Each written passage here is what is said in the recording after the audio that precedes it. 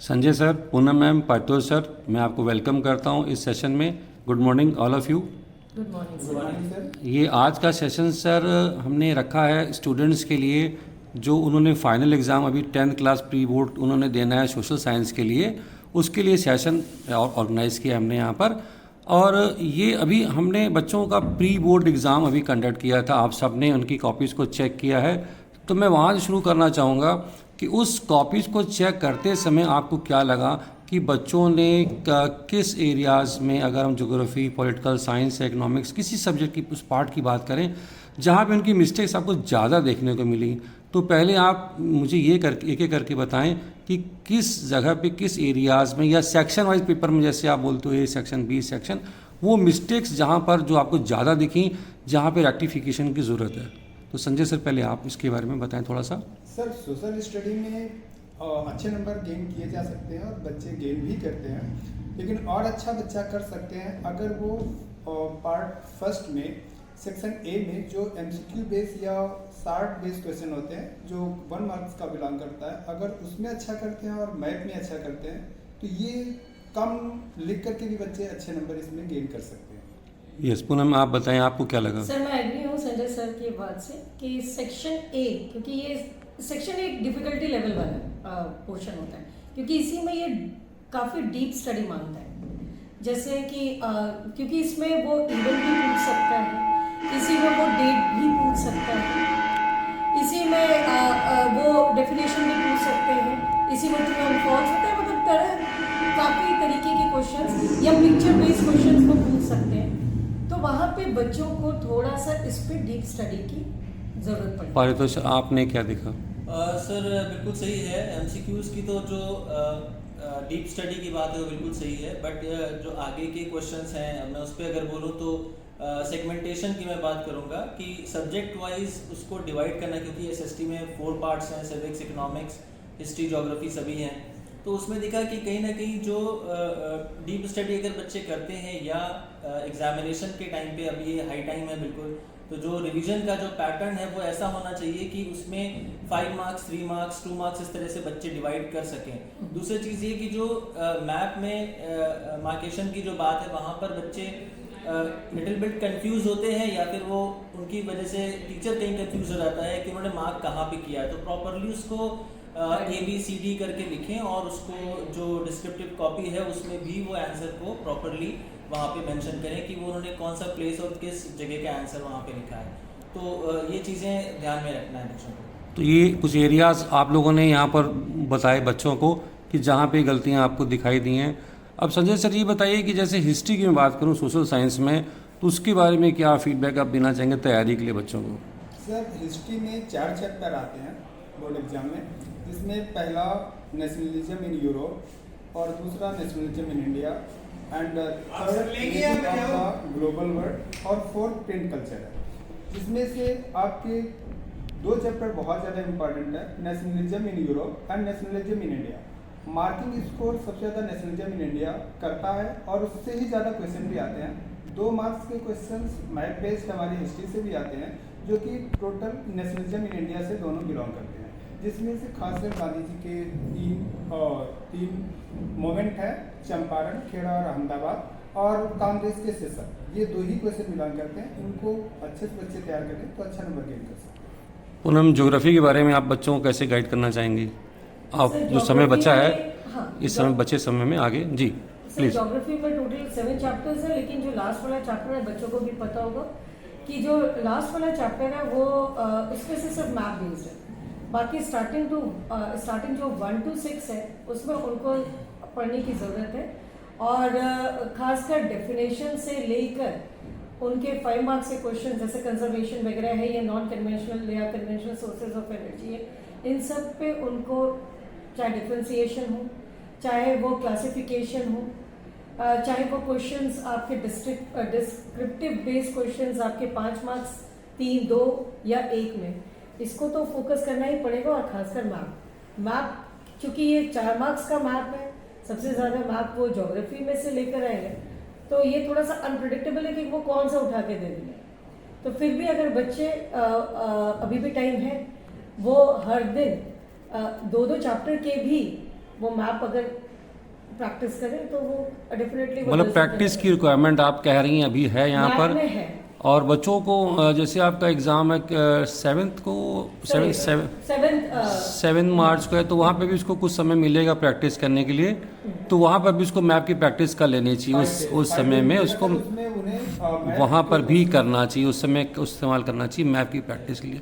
Sir political के लिए आप या सिविक्स के लिए आप क्या कहना चाहेंगे पारितोष सर? सर पॉलिटिकल है और इकोनॉमिक्स है, दोनों में जो चैप्टर्स हैं वो सेकेंड टर्म के बहुत इंपॉर्टेंट चैप्टर्स हैं। मनी एंड क्रेडिट है या फिर पॉलिटिकल पार्टीज का जो चैप्टर है, उसमें कोई भी चीज़ बच्चा स्किप नहीं कर सकता, बट हाँ ये है कि उसमें से ग्रैब कर सकता है जो लॉन्ग आंसर टाइप क्वेश्चंस जो बनते हैं, जैसे मेंबरशिप का है राज्यसभा या लोकसभा मेंबरशिप का, या नेशनल पार्टी और स्टेट लेवल पार्टीज के कंडीशंस हैं, या फिर इधर मनी एंड क्रेडिट बहुत इंपॉर्टेंट चैप्टर है जिसमें कि इवोल्यूशन ऑफ मनी है, या फिर उसके आगे चैप्टर्स में सेक्टर्स ऑफ इंडियन इकोनॉमी। तो इसमें बहुत अच्छे क्वेश्चंस बनते हैं, इंटरडिपेंडेंसी डिफरेंट सेक्टर्स को लेके है, या फिर सेल्फ हेल्प ग्रुप जो कि अभी साल 1.5 साल पहले मोदी जी ने काफ़ी अच्छा उसमें ऑर्गेनाइज करा के अवार्ड भी दिए थे। तो ये सब ऐसे टॉपिक्स हैं जिनमें कि क्वेश्चंस आने ही आने हैं। तो लॉन्ग आंसर में जैसे 5 क्वेश्चंस बच्चे पढ़ें तो एटलीस्ट 2 की रिटन प्रैक्टिस वो ज़रूर करें, तो क्योंकि बहुत अच्छा स्कोर सिविक्स और इकोनॉमिक्स में बच्चे राइटिंग में प्रैक्टिस करनी पड़ेगी, या आपने स्ट्रेस किया इस पार्ट के ऊपर कि ओरल ना जाए केवल, कि रीडिंग करके सेटिस्फाई ना हो जाए कि उनका काम हो गया है, तो दे शुड राइट। परफेक्ट।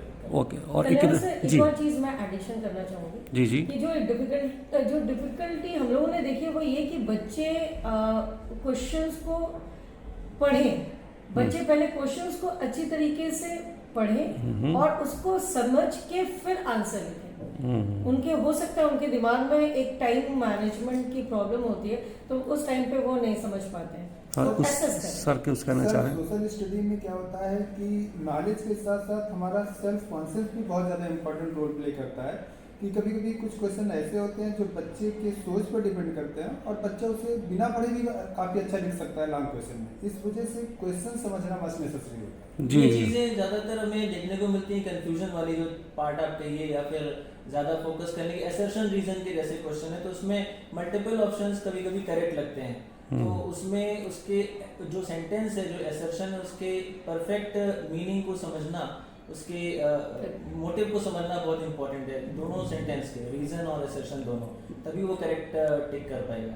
कुछ इकोनॉमिक्स बारे में सर बता दीजिए कि मैम बताइए इकोनॉमिक्स में क्या तैयारी करें सर बच्चे? इकोनॉमिक्स में तो कुछ डेफिनेशंस बच्चों को पता है। अच्छा जी। जैसे लाइफ एक्सपेक्टेंसी एट बर्थ या फिर एनरोलमेंट रेशियो वाले क्वेश्चंस हैं। BMI पे हाँ क्वेश्चन आता है। हाँ, बॉडी मास इंडेक्स पे क्वेश्चंस आते हैं, तो इन सब पहली चीज़ इन सबको वो थोड़ा पढ़े। इसके साथ साथ कुछ डिफ्रेंसिएशन है, जैसे सर ने भी कहा कि सेक्टर्स जो है 3 सेक्टर्स ऑफ इंडियन इकोनॉमी, उसमें ओपन और डिसगाइज्ड अनएम्प्लॉयमेंट है, इन सब पे क्वेश्चंस कई बार पूछे हैं। प्राइवेट एंड पब्लिक सेक्टर पे क्वेश्चंस पूछे हैं, या आगे formal informal sources of credit पे क्वेश्चन जो अक्सर पूछे गए हैं बोर्ड में। अगर बच्चा उसकी प्रैक्टिस करे तो वो अच्छे मार्क्स गेन कर सकते हैं इकोनॉमिक्स वाले पोर्शन से। अच्छा, मेरी एक रीडिंग ये भी है कि बच्चे जो रीडिंग टाइम होता है एग्जाम में लिखने से पहले, उसको मुझे ऐसा लगता है प्रॉपर यूटिलाइज नहीं करते हैं। क्या ऐसा आपके है ऐसा कि जो बच्चे रीडिंग टाइम को प्रॉपर यूज़ कर ले जाते हैं तो आंसरिंग की उनकी स्ट्रेटजी अच्छी बन जाती है? हाँ सर, वो जो रीडिंग टाइम होता है उसमें बच्चों को पहले स्ट्रेटजी ही बना लेना चाहिए कि हमें कैसे लिखना है, कौन से क्वेश्चन को पहले अडॉप्ट करना है। और मैं ये भी कहूँगा कि 1 नंबर के क्वेश्चन में सर जो ऑब्जेक्टिव क्वेश्चन होते हैं उसको सॉल्व करने के 2 तरीके होते हैं। पहला तरीका ये होता है कि अगर हमें एग्जैक्ट क्वेश्चन पता है, आंसर पता है, तो हम एग्जैक्ट आंसर टिक करते हैं, नहीं तो फिर हम ऑप्शन एलिमिनेट करने का भी एक तरीका अपनाते हैं कि कौन सा ऑप्शन हमारे टॉपिक से बहुत दूर है, ऑड मैन आउट करके उसको। हाँ, तब ऐसा भी वो करके कुछ अपने में बेटर कर सकते हैं। और जो लॉन्ग क्वेश्चंस हैं उसके लिए भी अगर स्ट्रेटजी बना के लिखे तो ज़्यादा अच्छा रहेगा, ज़्यादा अच्छा होगा कि वो उसी समय बना ले जो उसको शुरुआत के समय मिला रीडिंग का, तभी वो लॉन्ग क्वेश्चन की स्ट्रेटजी अगर बना ले कि क्या क्या कितना लिखना है, तो उसको लिखते समय भी ज़्यादा सोचना ना। 20 मिनट केवल क्वेश्चन पेपर रीडिंग के नहीं होते, उसमें बच्चे का मेन काम यही होता है कि उसे स्ट्रेटजी बनाना चाहिए कि मुझे किस ऑर्डर में और किस तरीके से क्वेश्चन पेपर को सॉल्व करना है। ये सर आंसर में सर मैं चीज और बोलूंगा कि रिपीटिशन, अननेसेसरी रिपीटिशन बच्चे कभी कभी पॉइंट्स का कर देते हैं। जी जी जी। तो पॉइंट वाइज वो प्रेफर करें लिखना, बट Value added इलैबोरेट करें, वैल्यू एडेड उसको करें,